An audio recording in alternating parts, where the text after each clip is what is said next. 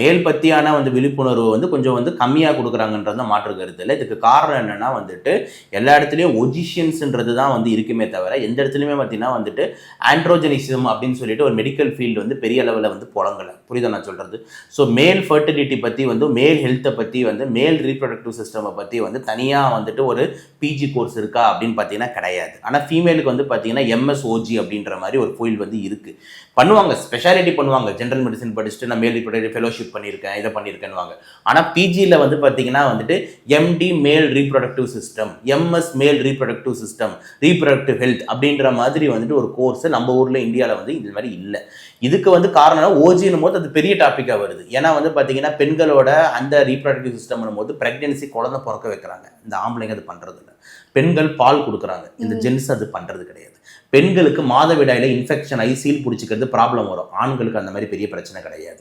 அதே மாதிரி பெண்கள் பொறுத்த வரைக்கும் கர்ப்பப்பாய்வை புற்றுநோய், அதே மாதிரி யூட்ரஸை எடுக்கிறது, இந்த மாதிரி பெரிய பெரிய விஷயங்கள் இருக்குது. ஆண்கள் பொறுத்த வரைக்கும் இதெல்லாம் ஜென்ரல் சர்ஜரி பண்ணிடுவார்.